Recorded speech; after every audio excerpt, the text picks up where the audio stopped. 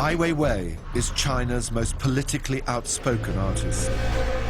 你这叫什么逻辑？作为公安来说，这个人没罪，你关了他再去了解他情况。If you question about the communist authority, or if you're questioning basic human rights, then you're not free. His work is admired and acclaimed throughout the world. And he designed this in his spare time. The Bird's Nest Olympic Stadium in Beijing. His new work, especially created for Tate Modern, was 2.5 years in the making. It took 1,600 people to produce 100 million handcrafted sunflower seeds, fashioned from the finest Chinese porcelain and spread across the floor of the turbine hall. In tonight's Imagine, we meet a man pioneering in his art and fearless in his politics.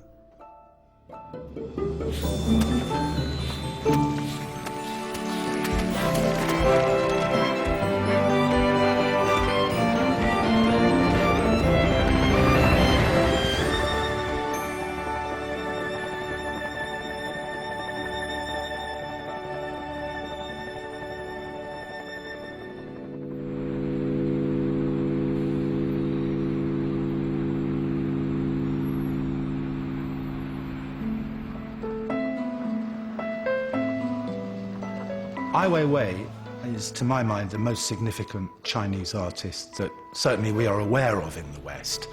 He's articulate, he's passionate, he goes to the edge, he's unafraid of criticizing the politics and the situation in his own country, nor indeed is he afraid of criticizing Western capitalism in some way either.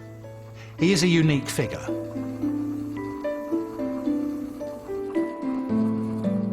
He's not only an artist, he's not only a scholar, he's a photographer.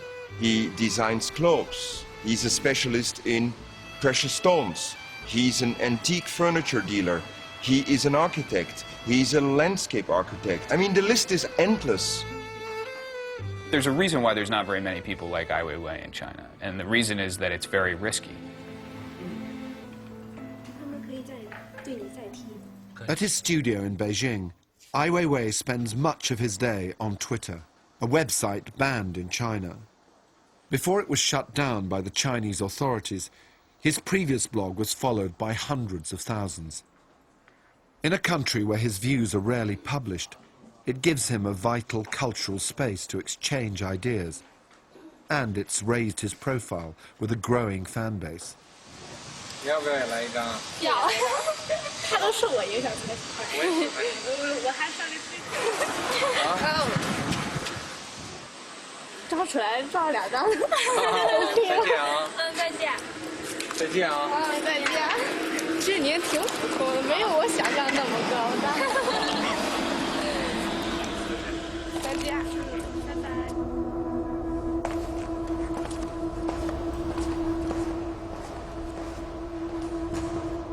So this set is marble works on the, it's the kind of camera they put on in front of my door by undercover police.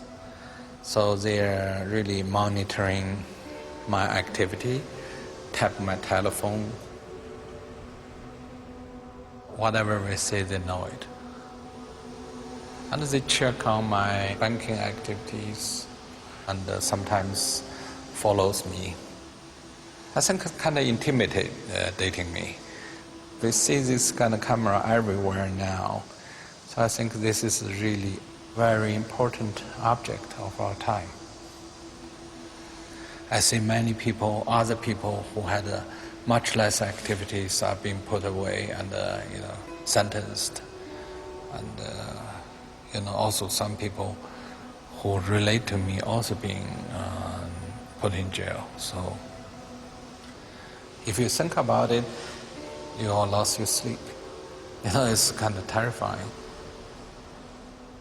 Since I was denied permission from the Chinese government to interview Ai Weiwei in Beijing, I had no alternative but to use his favoured medium, the internet, until we could eventually meet in London. It's very nice to meet you. You know, I wanted to come, but I couldn't come. There was... Yes. You're used to communicating in this way, I take it. I start to in love with these kind of meetings. Because this is the way to express yourself freely in a way that you couldn't otherwise, or you're not personally able to do. Yes, in many cases, this is the only way, only channel. And it can really express yourself clearly and very direct. Is that expression, that ability to express yourself, an important part of who you are and what you have been all your life as an artist? Yes, I realize this is a core value for artists, to fight for your rights and to clearly express who you are, and to again and again to emphasize on that. Ai Weiwei has always been outspoken, but a recent project put him in direct confrontation with the government. An earthquake in the Sichuan province in 2008 caused many school buildings to collapse, resulting in the death of thousands of children. In response, Ai Weiwei made a work from 9,000 children's rucksacks, covering the entire facade of the Museum of Art in Munich. It spelt out the heartfelt words of one grieving mother whose child was killed in the earthquake. She lived happily in this world for 7 years. In that earthquake, about 100,000 people disappeared. So we realized the government trying not to telling people who is disappeared and for what reason. Hundreds of schools collapsed while the surrounding buildings remained standing, which convinced many people that the schools hadn't been properly constructed. In the ruins, there were only school bags left, and sometimes even names were withdrawn from these school bags, from these children's school bags. And of course, the young victims got buried immediately without the parents having the chance anyway to identify. So Ai Weiwei took up action, and very simple. He wanted to have names.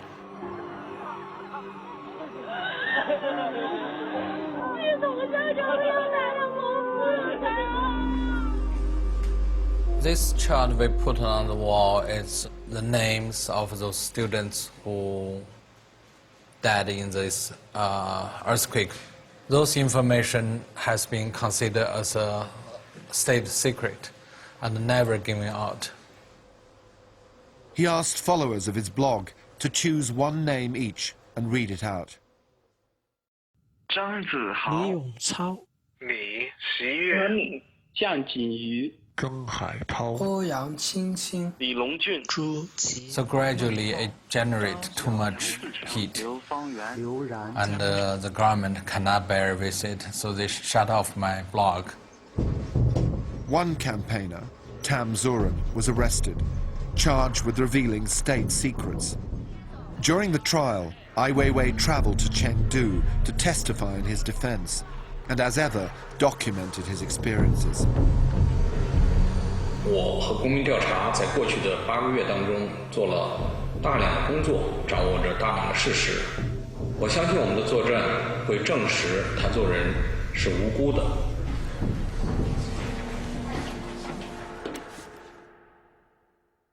谁啊？警察？什么警察？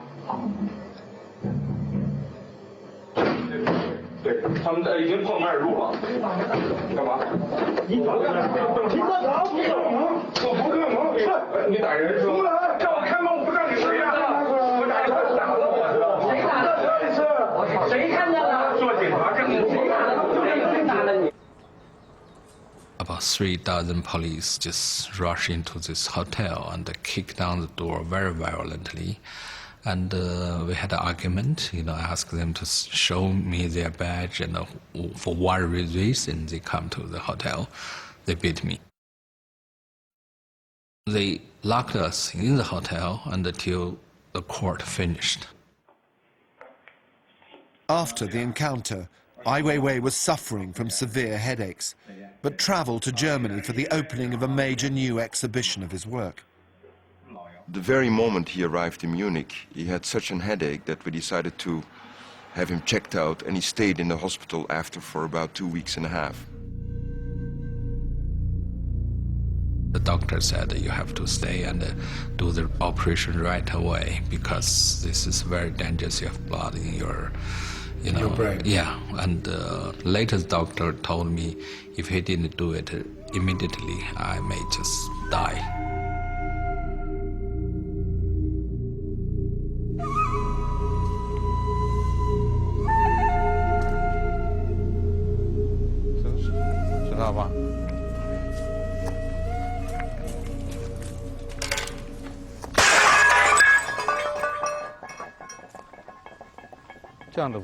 Today at his studio, Ai Weiwei examines some newly finished works.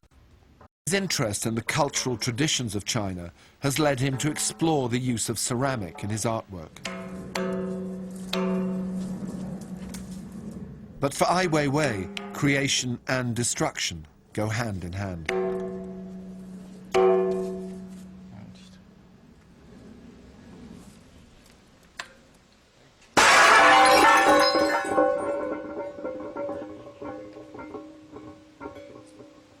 It's not good.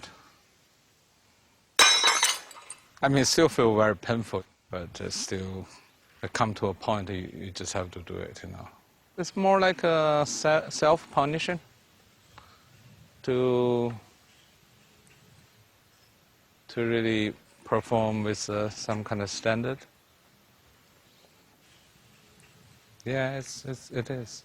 The whole process is very frustrating. Okay.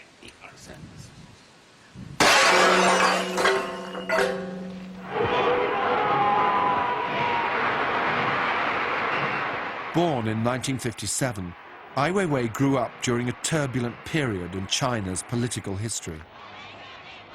The Cultural Revolution that began in the mid-60s was the name given to Mao Zedong's attempt to impose his vision of a classless society and to eliminate all those he suspected of undermining his authority. He singled out enemies such as landlords, counter-revolutionaries, rightists, foreign agents, capitalists, and intellectuals. Millions were forced into manual labor and tens of thousands executed.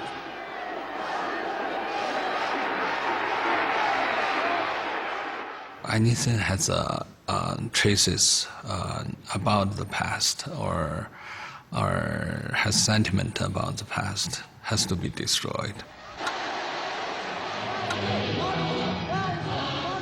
Chairman Mao had a slogan about we can destroy old world and we can also build a new world.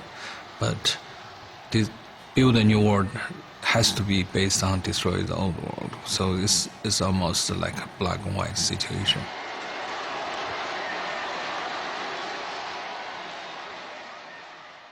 Ai Weiwei was born the same year that his father became the target for this intense political campaign. And so his entire life was defined by his father's persecution. Ai Weiwei's father, Ai Qing, was a distinguished revolutionary poet and a member of the Communist Party. He advised Mao on literary policy and wrote a poem that praised him. But his devotion to the party was called into question in 1956 when he wrote The Gardener's Dream, a short work of allegorical prose that told the story of a rose gardener who realized he was discriminating against other flowers. Despite its subtle theme, the work was seen as counter-revolutionary. Ai Qing was stripped of his titles and sent into exile with his family to a remote region of China at the edge of the Gobi Desert.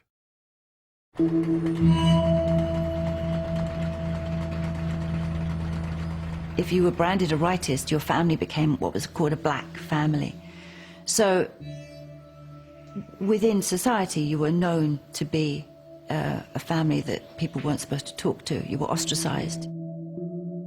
For the next 20 years, he couldn't write anything. It's not allowed to use his name to write. He was punished to doing the hard labor, to clean the public toilet, 13 of them, and which considered the most insulting and unbearable work. We lived underground, real underground. We dig a hole on the ground and we live in there. Of course, we have to make bricks ourselves, to dig the earth, to make the mold and make our bricks and fire it and take it out. So I know all the process, and I build my own bookshelves and my own bed. So you start to learn everything from very early age. Ai Weiwei, I think, found refuge in some sense with his hands. I mean, he became almost obsessively interested in crafting things. He would make all kinds of homemade inventions. Of course, when we grew up, it's not a fashion to talk about art or literature. And he burned all his books, and because the right guard would come anytime to check on those books. So you better burn it, otherwise constantly the trouble you're in. The government controlled everything, and the art was part of that. Many of the artists were put in what they called cowsheds, which was a kind of prison, and they were given animal names. They were called snakes and mules. Students used to take off their belts and whip them. And they stood in an airplane position, which is like this, for hours on end.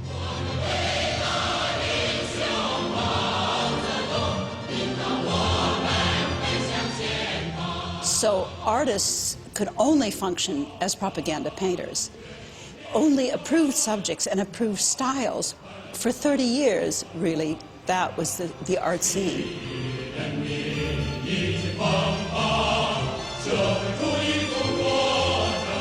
It's interesting, this motif, which was so popular, which is this motif of the sunflower.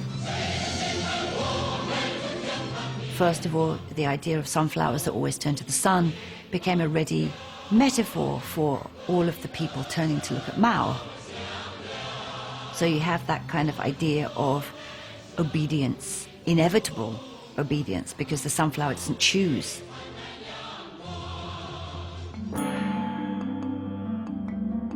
In 1976, Mao Zedong died.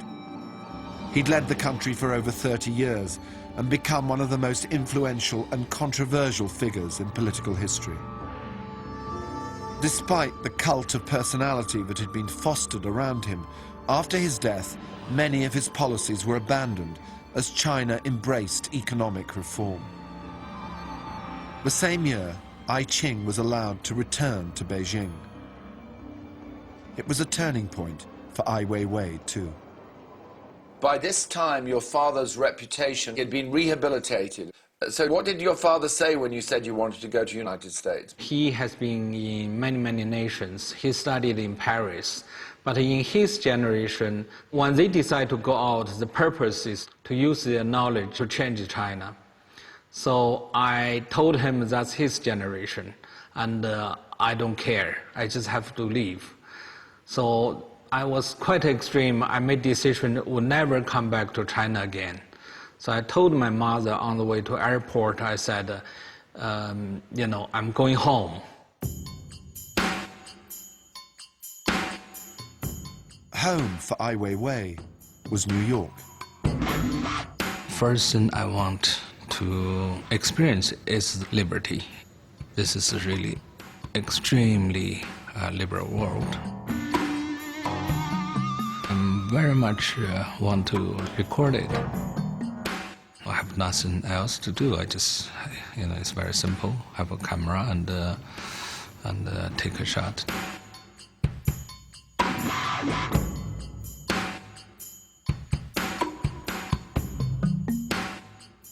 Thompson Square Park probably was the most liberal park in New York City. It's surrounded by musicians, poets, artists, poor people, homeless. A riot took place here in 1988 after the city authorities imposed a curfew on the park. Ai Weiwei found himself in the middle of it. Just give us the park, and we'll talk. Give us the park now. To see a civil movement against local government or police brutality is very fascinating. He lived on the Lower East Side, which at that time was really a down-and-out place. I went up in the elevator to his apartment, and it was just one room, a mattress on the floor, and the only other possession was a TV. And it was during the Senate investigation, I think it was the Iran-Contra hearings. He was so excited that the government would actually go after their own. And you've admitted that you lied to the Congress, is that correct? I have. And you've admitted that you lied in creating false criminal. I start to realize there's many things I don't really understand. I should leave some image about it, so later on, maybe it can serve some purpose. There was a very active Chinese exile community in New York, which he also documented. He had a lot of connections and dialogues with a Chinese diaspora, Chinese artists, composers, architects. And when, for example, to meet Allen Ginsberg, he met the poets of the Beat generation. And for him, the poetry link was vital. Increasingly exposed to Western influences, Ai Weiwei visited museums and galleries, acquainting himself with a more conceptual approach to contemporary art, taking particular inspiration from Andy Warhol and Marcel Duchamp. Don't make too much art, use what's already out there, but you as an artist, you can say this is art. Marcel Duchamp, very simple. And Marcel Duchamp also tries to question the context of art and when something gets to be art. When is art? Not what is art, but when is art.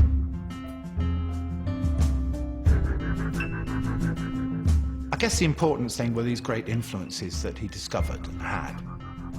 Some things were direct homages, you know, a coat hanger bent into the shape of the profile of Duchamp.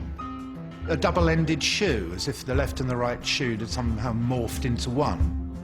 It's the artwork as a kind of small, mysterious, enigmatic object.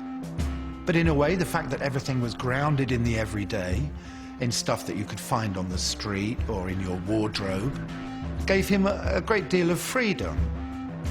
He's always liking to taking things apart, putting them back, but always with meticulous refinement, so they were beautiful objects.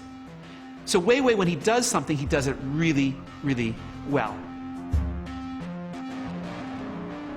If I look at those photos, I can see a young man who is struggling and trying to adjust himself to a new environment. It's a lot of struggle and also a lot of uncertainty there.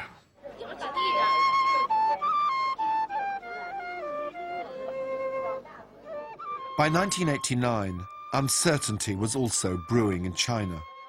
In April, following the death of a pro-democracy official, groups gathered in Tiananmen Square calling for political reform. It's like a people's revolution, and it seems everything's going to change. You know, everybody is so enthusiastic about it. Going to march. They had such optimism. All these young people, they wanted to be represented. They wanted a voice. My father was on a wheelchair. He personally went to the square to support the students. He said whoever lost the way of the people would have lost their governing. And he showed strong support for the student.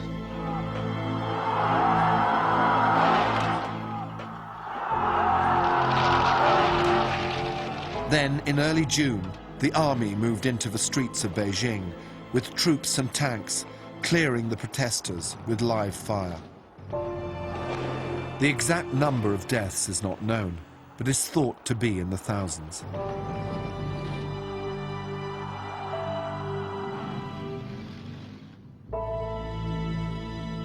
Nobody believed this government can use tank. The impossible.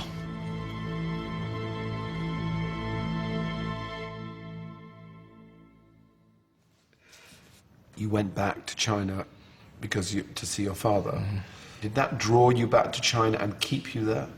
At the very beginning, when I heard my father is ill, after the Tiananmen, and I started to realize some sort of a responsibility. I think there was a certain point for him, particularly around Tiananmen Square, where you had this sort of deep freeze in the Chinese art world and in Chinese commercial life. And then afterwards you had this reawakening. And I think at that point he started to realize that something was happening in China. He had to participate in it. Ai Weiwei soon began work on a series of underground books. We call it black book, white book, and a gray book. The book has no title because this underground printing, that means it's not legal.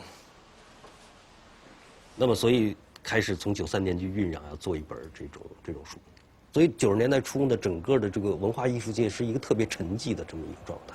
国外的这种前卫艺术大师的一些作品和他们的一些，这个书是等于是，如果说的就是不太好听的话，叫非法出版物。完了呢，找深圳的一家香港公司。 做的这个排版和印刷。Yes, this is my photography. That's about in front of Tiananmen Square. It was very dangerous, actually, with kind of nudity. People are not ready to accept. 但是当时他们名不见经传，就是，但是都是就是那种创作的欲望。It became a sensation, not only for foreigners who were interested in the Chinese art world, but really for Chinese artists themselves. I think it was one of the first times in that period where they started to realize that something was germinating. They became, in some sense, kind of iconic documents of that period, and they still are today.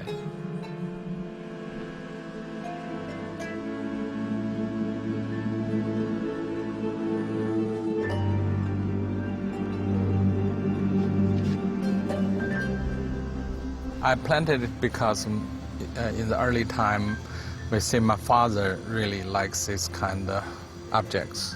He would touch it till it become very red. Yes, it's very, very unique. Ai Weiwei's father died in 1996. By that time, he'd resumed his role as a distinguished literary figure and one of China's greatest modern poets, embraced by the establishment. His last words to his son were a plea for him to make his home in China. I absolutely have no feeling about China. That's why my father said to me, you should take it as your home. You should be so polite and courteous. It's your home, and do whatever you like.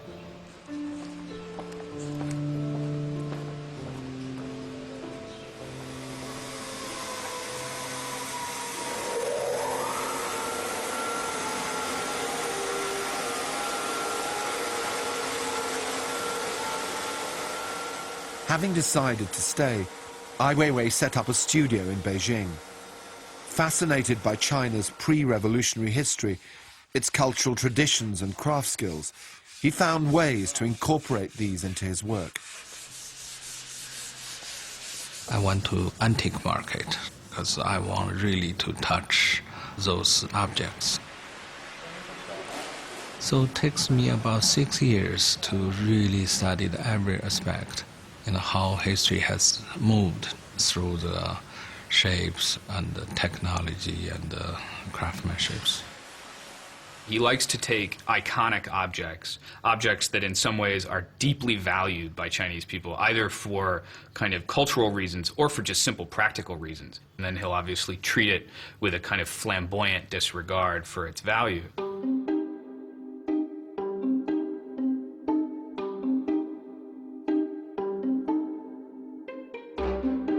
This series of works come from late 90s.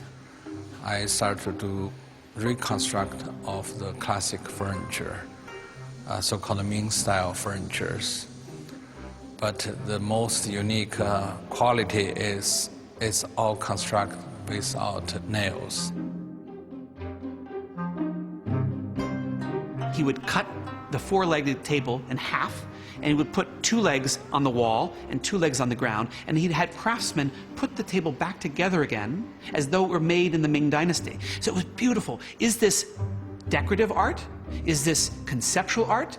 Is this kitsch? What is this? In the period of Cultural Revolution, we would destroy everything. If we really destroy something, you have to really know and understand that. So make the whole act become very graceful. And so the original and the new thing can coexist in the new body. So that creates some kind of tension and power.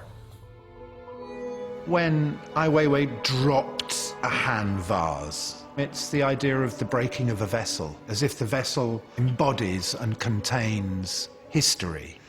There'd been the Cultural Revolution, lots and lots of old things which would seem to have value were destroyed, and following it, China went through this enormous change of, industrialization.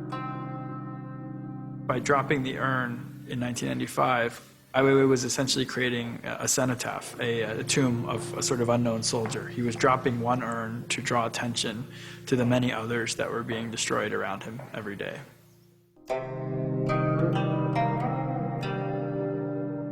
You have this urn coated in this industrial paint. The forms of the original object still exist but are obscured. And this sort of gauche covering seems out of place but is the reality. And I think that's exactly how he sees the state in which he lives.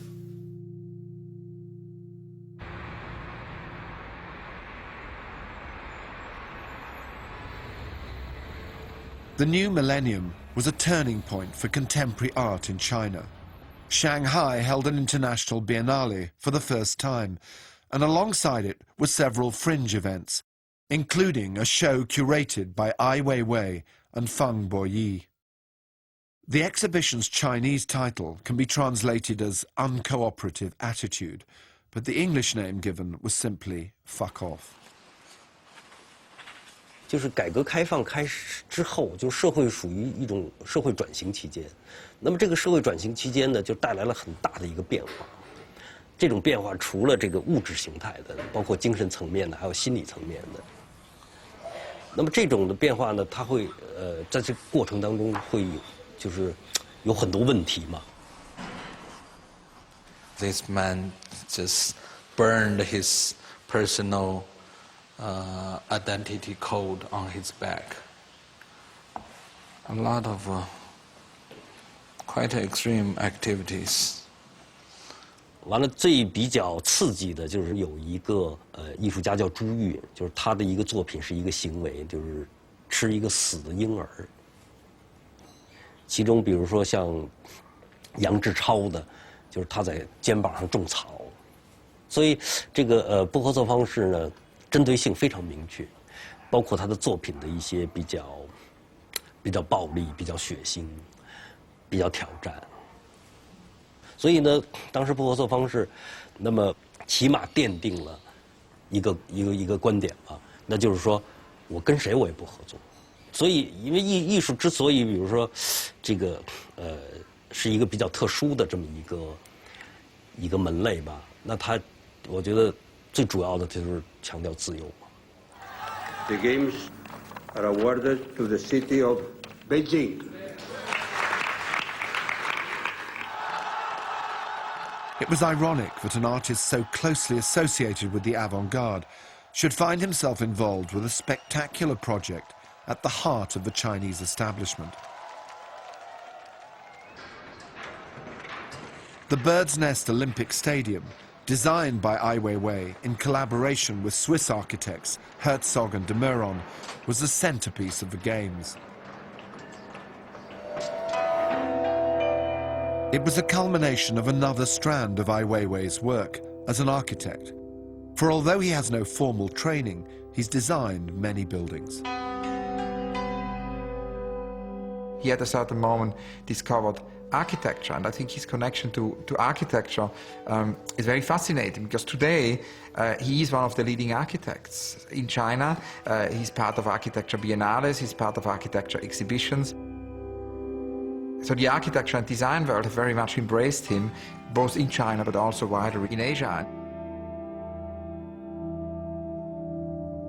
Is there something different about his work which characterizes it because he doesn't have a formal architectural training? It's simple, but it's very subtle. I think spatially it's extremely interesting, not just in the way that the internal spaces work, but also the way the outside spaces are unpredictable and have some of the tightness, the compression of parts of China, almost like some of the urban spaces in microcosm. Yes, very personal and very human. The way, for example, that he uses brick and creates extraordinary patterns. He has a very distinctive style.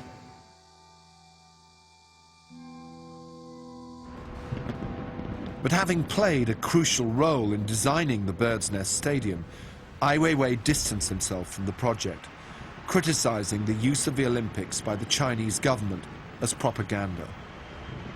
He uses the publicity he gets in a very knowing way, and he uses exhibitions and projects like the Bird's Nest Stadium as a platform to be visible and to be able, if you like, to turn them against themselves. And that's extremely interesting and a very sophisticated way of being an artist. He has loyalty, ultimately, only to himself. I mean, to his project. And that's not a criticism. What I'm saying is that he operates without fear or favor, and he is basically interested in producing art. He's made money. He's lost money.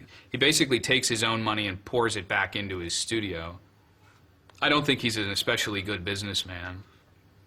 He is, in all these various ways, kind of uninterested in the broader experience of being an artist beyond what it actually means to make art.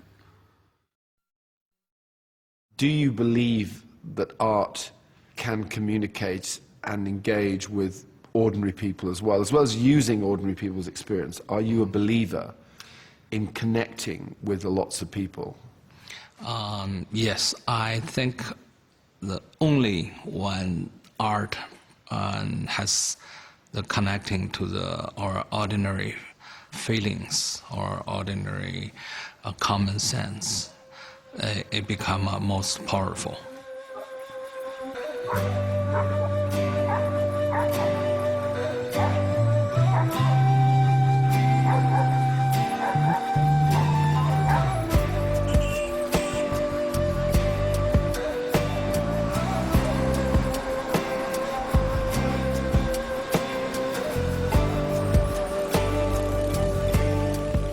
South of Beijing is Jindajian, the home of Chinese porcelain and the center of ceramic production for over 1,000 years. Many of the inhabitants work in the industry in a city where even the street lights are made from ceramic.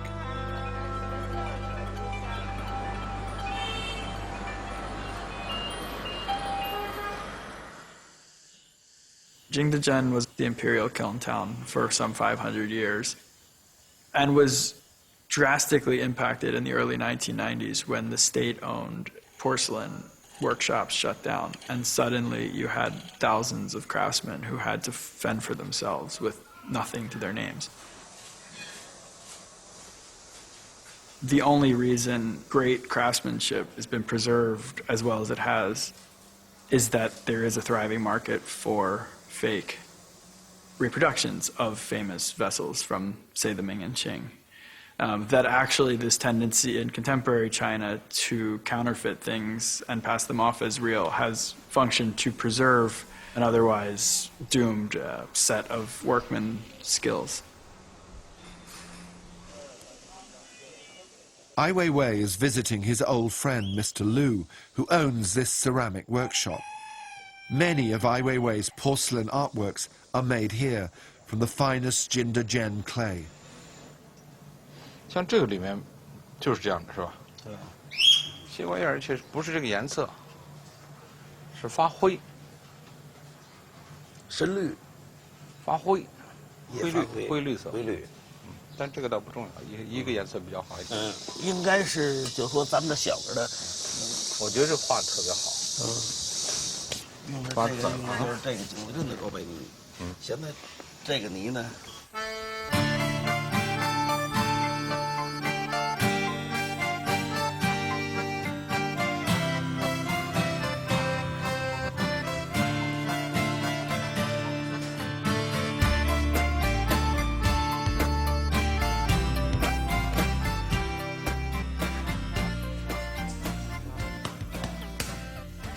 手那能扎下来，重这种。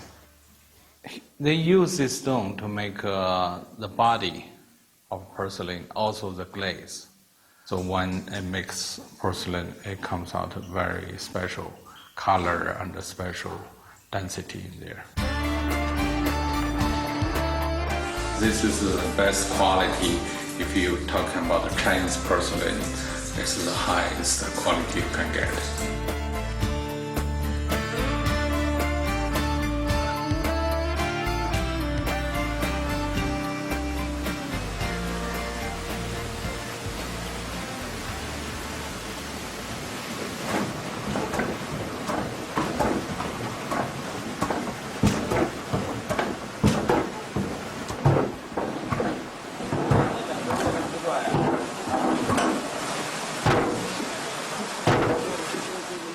After you get the rocks, you deliver to here to put in this water mill and to really crush the stone. It takes so long to really make it to be very fine powder.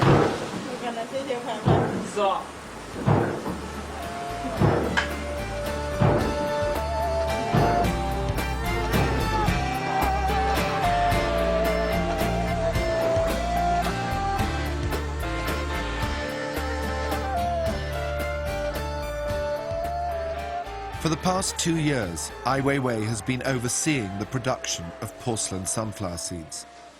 These will go towards making the final installation at Tate Modern's Turbine Hall.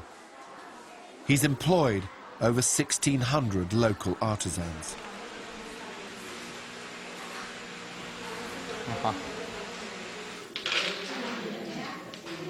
换换它就稠了，是吧？在书上画。在书上画的。书上的。挺平。对。对吧？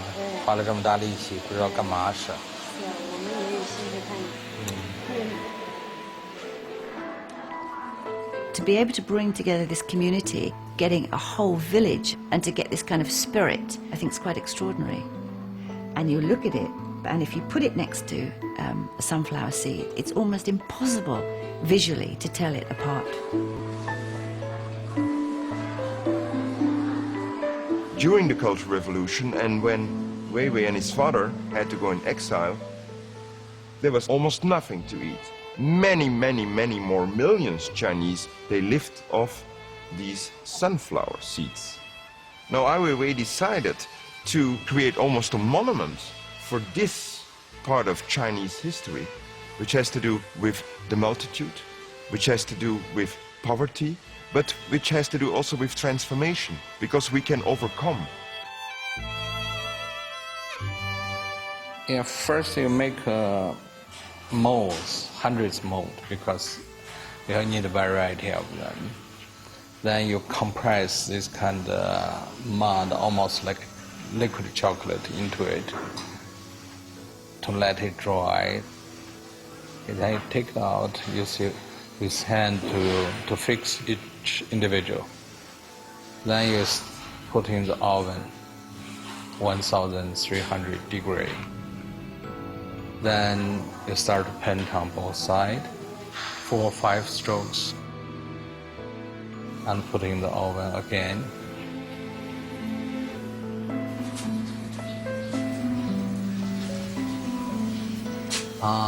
Yes, the sunflower seeds are made by God, but this is made really by hands of the people,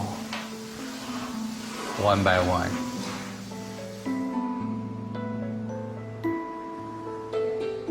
Two and a half years in the making, having travelled over 5,000 miles from Jindajian to London, the seeds are finally installed at Tate Modern's Turbine Hall.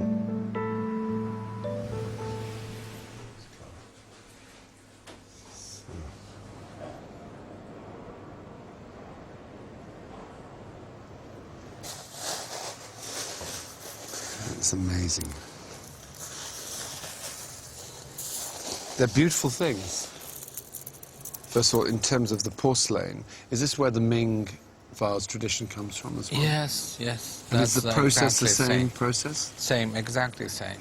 And why did you choose these sunflower seeds? When we grew up in a socialist society, probably the only pleasure we could get is to have a pocket full of these? Yes, we always, like, if we talk, I always give you some. We start to eat the sunflower seeds.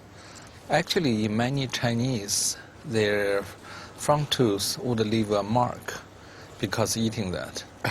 You have like little cracks there because you I don't have it, but a lot of people have it. Why 100 million? Is there a reason for 100 million? Relate to the history and to many different issues. You know, mass production. Yes, I was just thinking about this. Because China's full of mass production. In fact, China's history, even recent history, of course, is all about reproduction and mass production, and yet. Of course, the irony here is that each of these is individually. Yes, it's not really machine-made. Yes. Think this is number, but only 1/16 of China's population. It's kind of hard to walk. It's like really like a sand. Yes. Well, that again, this is very much a physical experience. Yeah. You always have to come out with your own individual interpretation.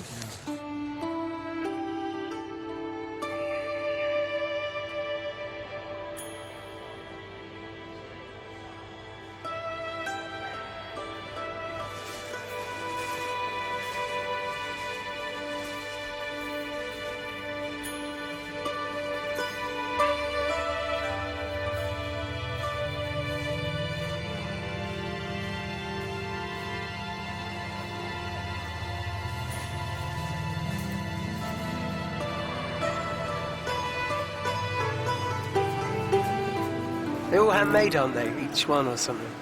No, they're not. In this by loads of Chinese people.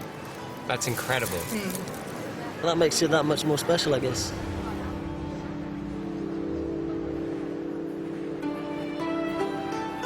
Do you think I can take one home? The kids have just loved it here. They've sort of been playing around building almost like sandcastles. I tried digging to the bottom of it and I couldn't. It's almost like being at the seaside. Everybody's sitting around, burying themselves in these seeds. Usually I'd be with my sisters and they'd probably end up burying me. Something totally relaxing out of something which is hard, yet soft when you get to grips with it. It makes you think. Absolutely makes you think. it's quite nostalgic, I guess. And everybody of all ages are like, want to straight away pick it up. And you remember all those happy memories out playing with your friends, with your parents, or yes, yeah, it sends you back to younger times where everything was simple, you know, you can just sit there for hours on end and not worry about time or...